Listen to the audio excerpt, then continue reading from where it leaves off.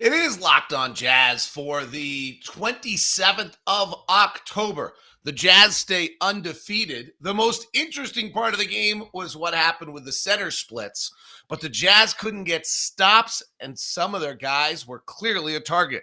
We'll talk about those concerns, and we'll look at the solids of the second half as well. It's all coming up on today's edition of Locked On Jazz.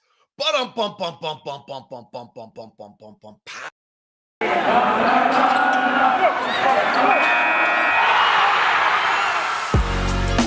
You are Locked On Jazz, your daily podcast on the Utah Jazz. Part of the Locked On Podcast Network, your team every day. How are you? I'm David Locke, radio voice of the Utah Jazz, Jazz NBA insider. This is Locked On Jazz, your daily podcast on the Utah Jazz, giving you insight, expertise, geeky numbers, hopefully making it way better to be a Jazz fan each and every day. Thanks very much for making Locked On Jazz your first listen every single day. We are free and available on all platforms. Push the subscribe button right there on YouTube, as well as hitting the little bell that gives you the notification so you can join the show live.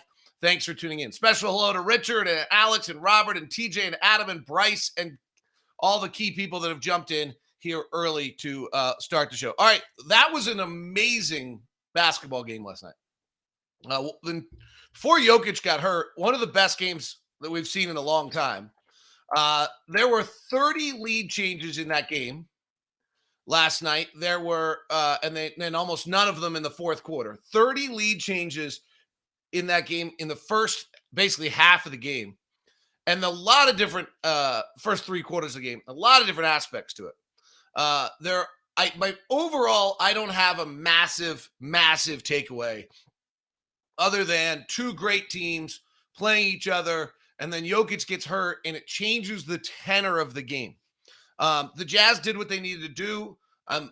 They got the win on a team that's playing the back end of back-to-back, missing arguably its first, its two best players with Jamal Murray out and Nikola Jokic. And so I'm not gonna it's not an outlandish, they solved the 1 through 5 switch in the second half, which they did a good job with. We'll dig into that. It's not that frankly, I actually had some real concerns in the first half. If I'm going to be the striking thing to me was that in the first half of this game with Jokic on the floor, we just couldn't get stops. They shot 20 of 27 on the floor when Jokic was on the floor in this game. And a lot of it actually was not Jokic, though he was amazing. He's just the best player in the world right now. I mean, he was the MVP last year. And then we'll see Giannis, who's the other best player in the world. These guys are great. And this is really what our challenge is. The second half of the game, the Jazz handle the 1 through 5 switching. They trapped the ball more than they switched.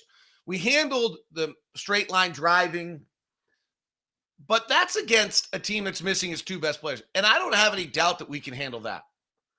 The question that still needs to be answered is against the best of the teams. Against the best of the teams out there. Are we capable of getting enough stops and defending?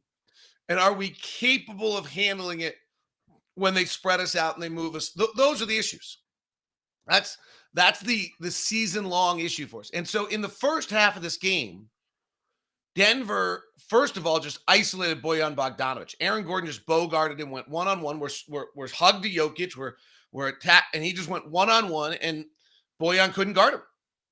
I don't know if it was payback for the 48, but Aaron Gordon, who has not been particularly active for Denver or engaged, went, I think, 4 for 4, 5 for 5 in the first quarter of the game, and he just overpowered Bojan Bogdanovic in the lane and went after him and scored.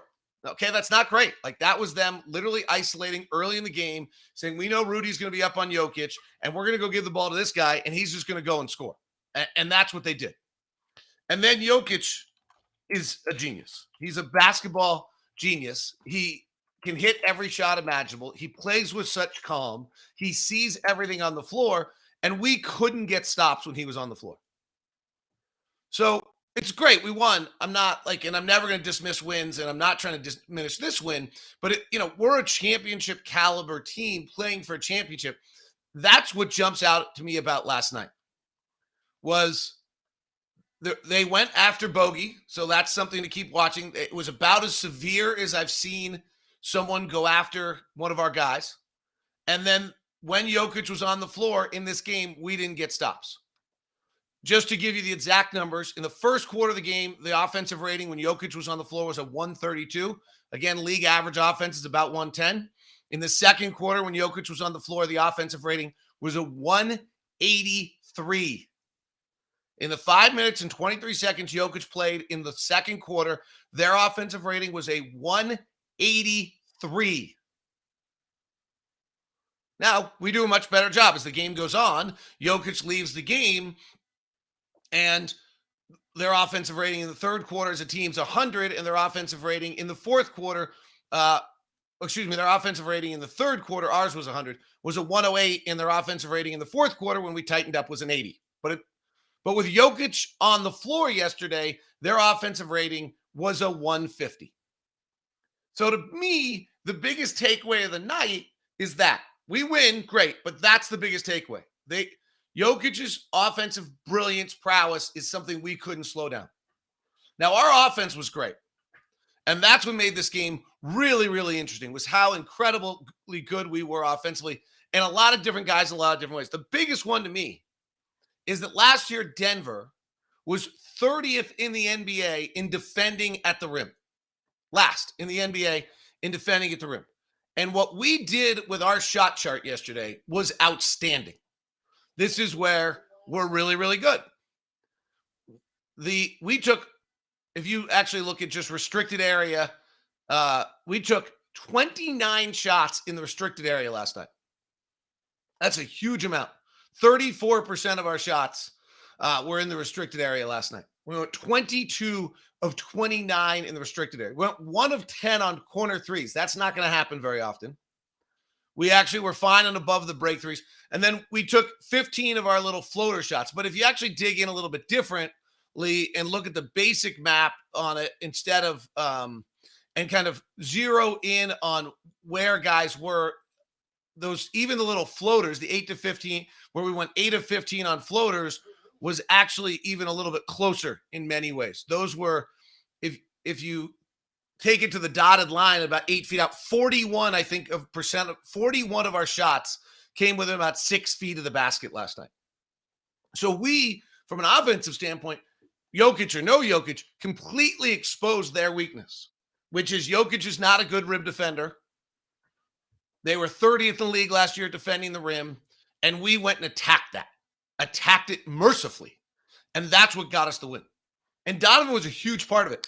We'll talk about Donovan throughout later in the show. He was struggling in warmups. If you watched us on the floor before the game, which Ron Boone and I do every night on Instagram at DLock09, he was not making his shots before the game at all, and he didn't have the 3-ball for the game, and then he adjusted and adapted and got to the rim. I mean, I would say that Donovan struggled last night, and he went 9 of 20 for 22 points with 6 assists. Had some turnovers, tried to split too many times, but adjusted and adapt. It was pretty interesting to see. So those were my biggest ones. The one that I thought was most interesting in this game was kind of a long-term concept for us, and this is only, again, through the first half, but because of the way we play Rudy Gobert in 3 stints, and I think you guys are probably familiar with this, but in case you're not, so most star players want to play 8 minutes and then play 8 minutes and then sit and then play 8 minutes in a half. And so when you're done with that, you get 32 minutes a night, 16 each half, and you might stretch it either way, depending what you need to do to get someone up to 34. Rudy, instead of playing 16 with 8 and 8, plays 5, 5, and 6. So he'll play 5 minutes, then 5 minutes, and then 6 minutes, and that gets him to a 16 and a half or 32 for the game.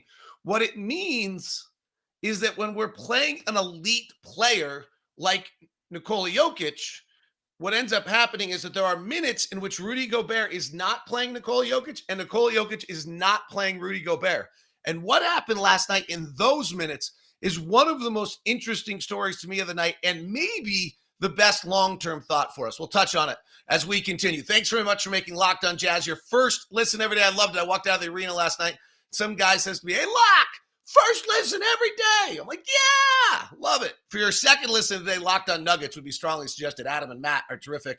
And that was a big-time game, so it'll be interesting to see what they say. I mean, that was as good a basketball game as you get. That first half, particularly, that was as good a basketball game as you can get in the regular season. That was amazing entertainment. Guys busting it. Totally awesome ball game in every way, shape, or form.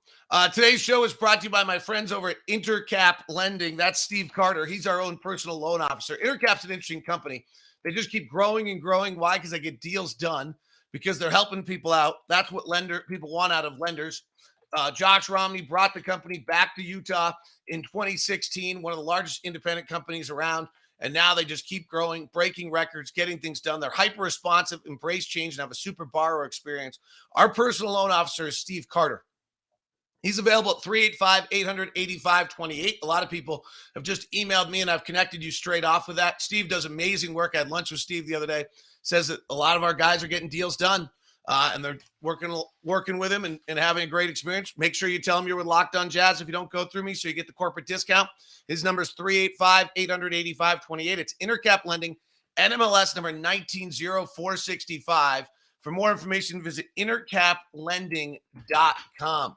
Today's show is also brought to you by our friends over at betonline.ag.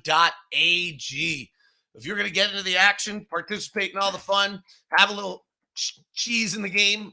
No one's ever used that phrase before in their life, but I just did. Do it with our friends over at betonline.ag. Arizona is a 6.5-point favorite over the Green Bay Packers for the Thursday night matchup. You can get involved with Major League Baseball as well if you would like to. Over on the NBA end of things, I don't think any of the futures have changed, but let's take a quick little look. Championship odds: Brooklyn 250, Lakers 450, Bucks 750, Warriors 900, and we're at 1,200. So we're fifth most likely. And over on the Western Conference, the Warriors still are ahead of us. Chance to win the West. We're at Lakers are at plus 240, Warriors at plus 375. We're at plus 500. That's all at betonline.ag, our favorite place to get our gambling done and get involved. Promo code Locked On will give you a 50% welcome bonus. That's a 50% welcome bonus with betonline.ag. All right, here's where I thought the game was most interesting yesterday. So Rudy Gobert plays the first stint of the night. He plays for about 5 minutes and 24 seconds. And so in the first, Jokic, Gobert, both on the floor together, it finishes with Jokic +1. That's fine. Or yes, Jokic +1. Then Jokic plays to the 2:22 mark. So that means that from the 6:35 mark to the 2:22 mark, which is about 4 minutes, we have Jokic Whiteside. And this is where Whiteside is vital to us. If Rudy's going to be able to play in 3 stints like he prefers, like we've had all of our success, then Whiteside has to be able to hold his own against the best centers and with the best centers and against starters. And Whiteside does exactly that. It's exactly even in that time period. So Whiteside plays from the 6:35 mark to the 2:22 mark. He and Jokic go out, and Whiteside's even. So in Jokic's first stint, his 9-minute and 37 stint, he's +1. He's amazing. He's 3 for 3 from the floor, 4 rebounds, 4 assists, totally dominant, but they're only +1. And Jokic leaves the game. Now, Mike Malone does some interesting things where he plays 5 bench guys at one time, so he gets more minutes on the floor with the starters. Analytics actually say it makes sense. But on this day, when we turn around and then suddenly play Rudy Gobert against their backup centers, which in this case is Jeff Green or JaMychal Green playing small, we had a field day. When a 7-0 run to close the first quarter and a 7-0 run to open the second quarter, and that completely dominated the game. And that's where the Jazz kind of blew the game open, was in that stretch. They were +12 to open that up. They then fell apart a little bit to go to -3, and then by the time they lost 5 points off that by the time Jokic comes back. But for that stint, Rudy Gobert, generally against non-Jokic minutes, they end up overlapping. They actually don't overlap at all there for a second. Gobert checks out the 7:13. The Jazz are end up being 2+2 in that stretch overall because they fell off. And then Jokic comes back at the 7:16 mark, and Whiteside comes back right at the same time.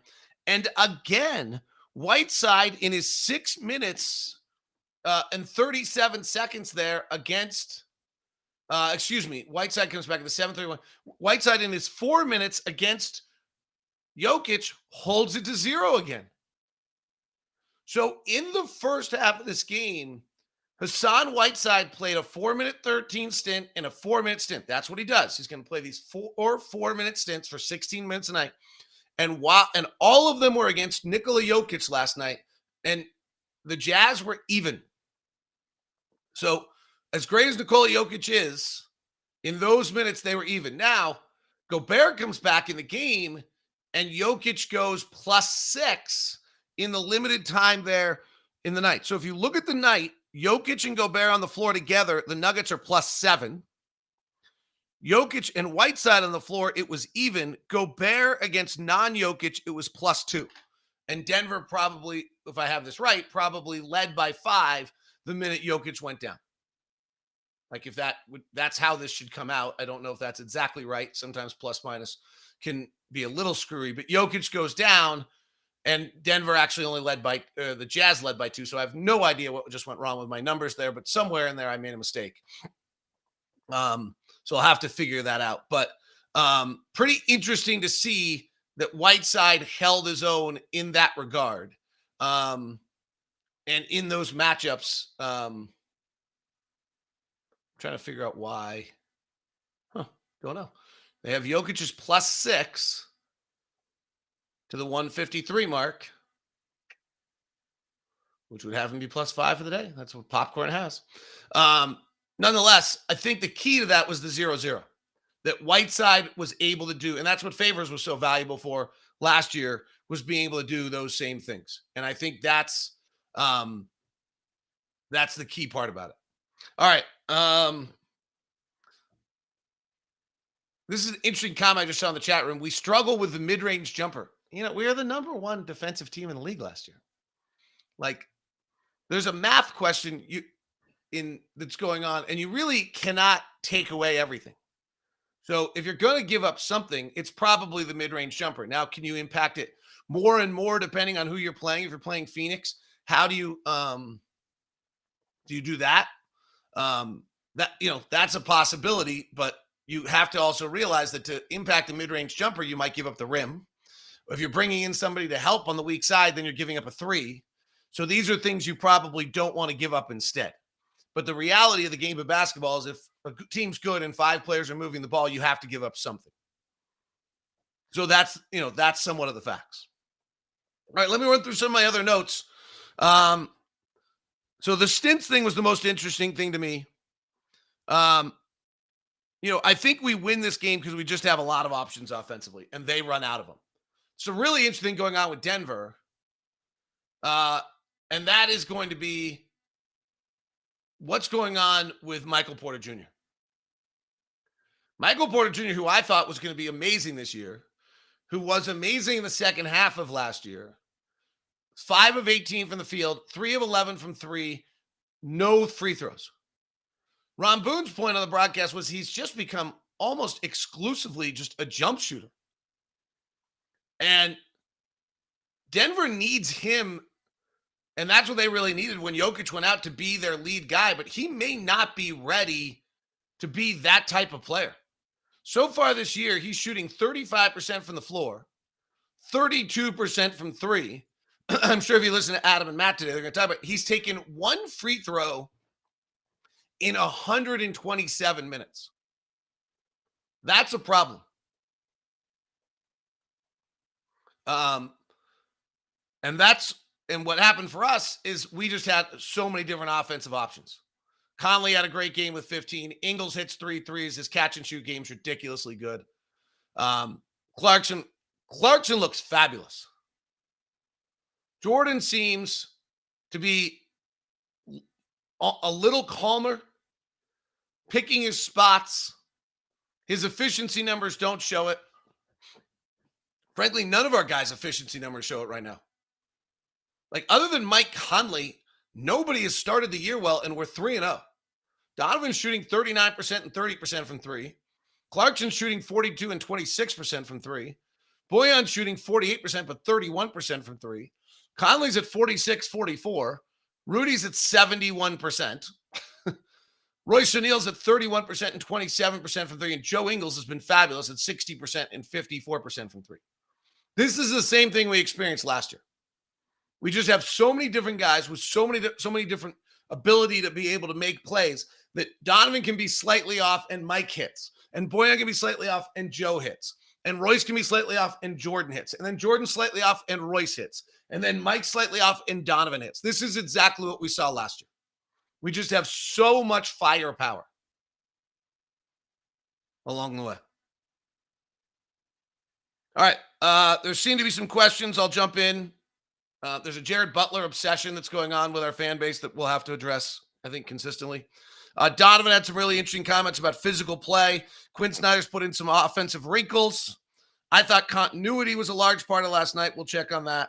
And then a quick thought on just the greatness of Gobert and Jokic that we both that we got to watch last night. Today's Wednesday edition of the show brought to you by Built Bar. What's going on with Built Bar today? What things? Oh my gosh, are we talking pumpkin? We are. The paranormal pumpkin puffs are out. No tricks, just treats. 100% delicious, 100% real chocolate. Coconut marshmallow puffs. Blueberry muffin is out. Rocky Road, cherry lime, strawberry puffs.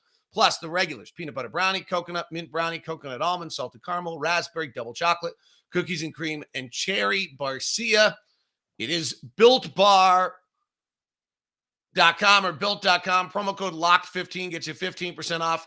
The pumpkin is out for Halloween. 130 calories, 2.5 fat grams, 4 net carbs, 4 sugars, 6 fiber, and 17 grams of protein. It's all from built.com. Today's show is also brought to you by Sweatblock. We've been telling you about Sweatblock for a few weeks now. The wipes that stop sweat for up to 7 days, and we're getting the reviews from people that love it.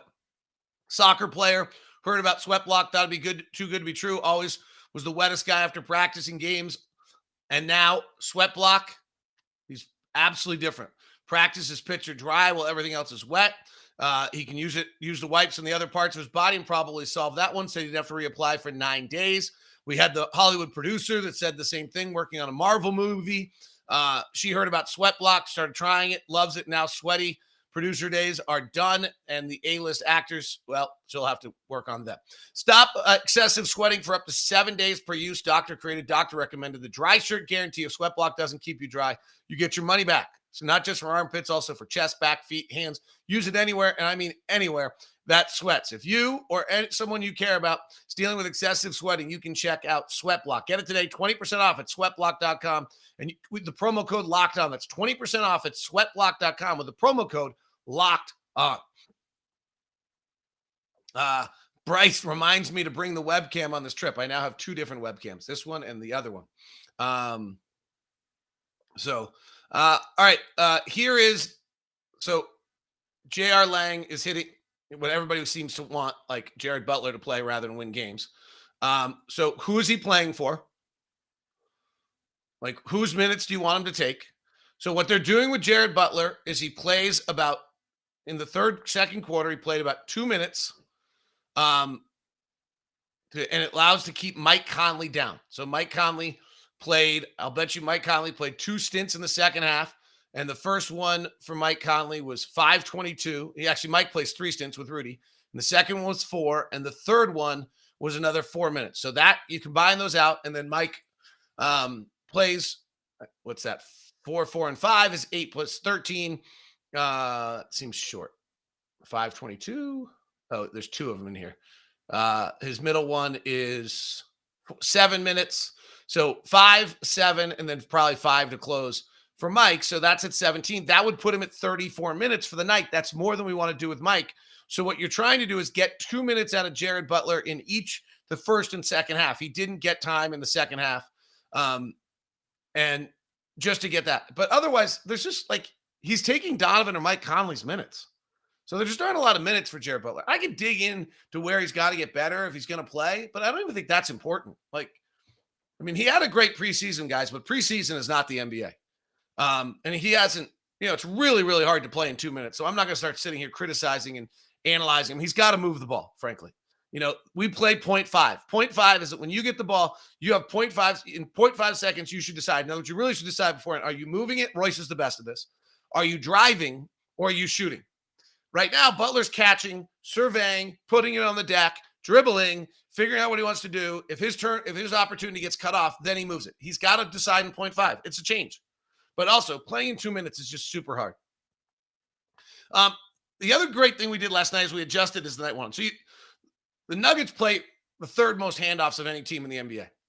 And so you're preparing all day for handoffs, getting ready. And then Jokic is out of the game. And now they're just playing straight line drive, coming down at you, trying to bury you one-on-one the way the Clippers did in the playoffs. And the Jazz, I thought, adjusted really, really well. Talking to Joe after the game, I asked him if continuity had something to do with it. And certainly this is a case where these guys all know each other so well. They've played together and they adjusted. The other one he shared was that they actually ran some plays in the second half that they haven't worked on or practiced all year just because they all know them on how to deal with it. Denver was kind of I'm going to have to go back and rewatch some of the game. The narrative out there is that Denver was switching 1 through 5. That's not entirely what I saw. I saw them hard hedging two guys on the pick and roll a lot and then rotating out of it and not actually always switching and catching the Jazz almost uncomfortable because the Jazz thought they'd be switching and then they weren't. Then when they did switch, the Jazz integrated some new plays that they've run where they don't try to go directly to Rudy, but they move it first once before they get it to Rudy.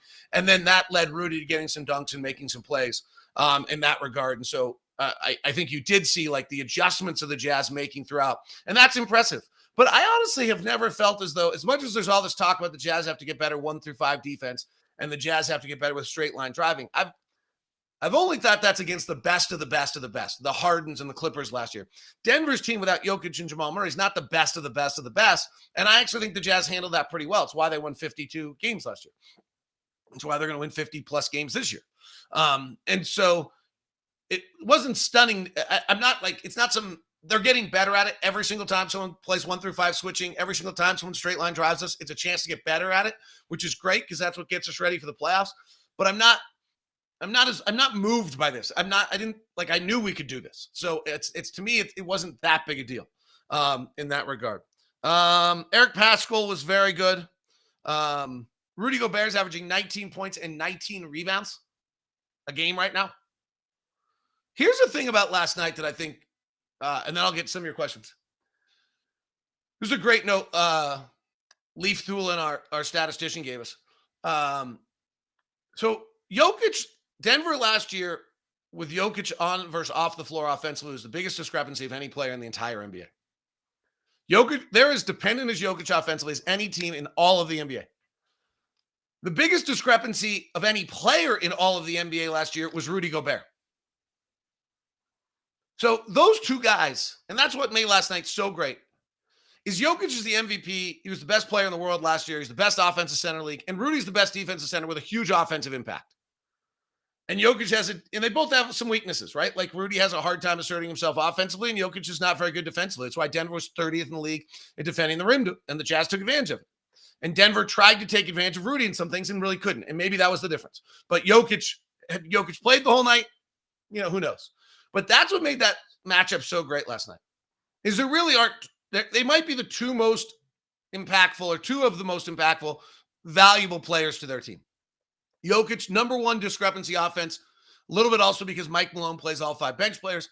And then the Jazz, the number one difference, probably because of the stint thing I talked about where Rudy plays against bench players and annihilates them. So really interesting in that regard. All right, let me run through first tired voice from a loud arena in a long time.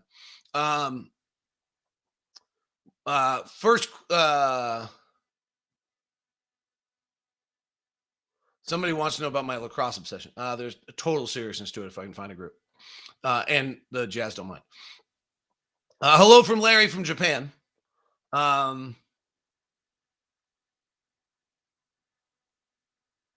Keith Anderson says Jokic is really smart and good. He attacked Rudy by backing him down and Whiteside by making moves. Jokic is the best. Like, I could watch him play forever. Why was Whiteside ejected? I didn't understand that. Green threw a ref aside, so ejection was warranted. But why Whiteside? He was great again, by the way. I think Green could get fined for the touching the official and throwing him if they deem he might have known what he was doing. And then in regards to Whiteside, I actually thought it was just that it was a 12-point game with 5 minutes left, and they just wanted to cool the Jets.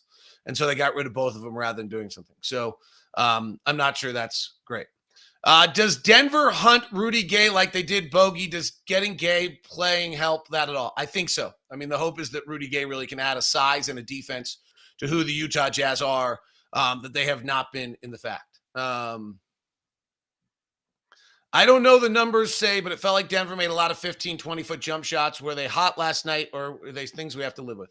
I am personally a believer that you live with that. Let me see if I can find what Denver's shooting was last night. Thank you for everybody who joined the Rot Gang last night, where you play the radio while watching the TV. We always appreciate you. Kevin Harlan and Stephanie Reddy are absolutely fabulous. Reggie's pretty good too. So that was a good broadcast crew you got from a national level, but appreciate it if you took the time to do that. NBA.com. Let's see. They were 13 of 22 on floaters, 59%, which is super high. League average is 41. They were 6 of 15 on long twos, which is right at league average 40%. They only got 2 corner threes. I mean, we might have won this game because of shot chart here. They only got 2 corner threes all night. They were 10 of 26 on their above the break threes, which is right. League average is 34. They were at 38, so they made a shot. And they only got 18 shots in the restricted area all night. So, they're taking 21% of their shots at the rim, and we were taking about 40 last night. So, shot distribution may have won that game in a lot of ways last night for the Jazz. Just a good little shout out to Pashcall. Great energy defense. He had a great one-on-one stop. And hello from the Philippines to Justin. I love the fact that we have Philippines, we have Japan. It's an international game with a bunch of different things. O'Neal and Bogey can't guard large power forwards. I would disagree, Brandon. If O'Neal can use his strength, he's better than if he can use his quickness. If he has to use his quickness is where I think he gets in a little bit more trouble along the way. So I would disagree with you on O'Neal. O'Neal has to go take our point guard, the point guard, and De'Aaron Fox or someone like that is where I think like he has a hard time. Jeremy says, I love Butler and think he deserves a bright future. He doesn't deserve minutes over others. Usually just goes ISO every time he touches the ball and stops the flow. That is probably a truthful comment. He's going to get time on this upcoming trip because I doubt Mike Conley plays the back-to-back. So either in Chicago or in Milwaukee, we're going to see Butler get some time, and hopefully he does really well and gets in the flow of the game and has a chance. We also might see Trent Forrest because, by the way, Trent Forrest is really, really good. All right, that was a fun one. Last night. Hope you enjoyed it. We'll be in Houston tomorrow. Tornado warnings as we fly into Houston, rain in Chicago and Milwaukee. So I'll have lots of time to get work done because there'll be nothing to do outside. Have a great one. Locked on Jazz tomorrow from our hotel room in Houston. I will remember my webcam. Have a great one. Thanks very much. Thanks for making Locked on Jazz your first listen. I would suggest Locked on Nuggets today because Adam and Matt do a wonderful job. Enjoy it.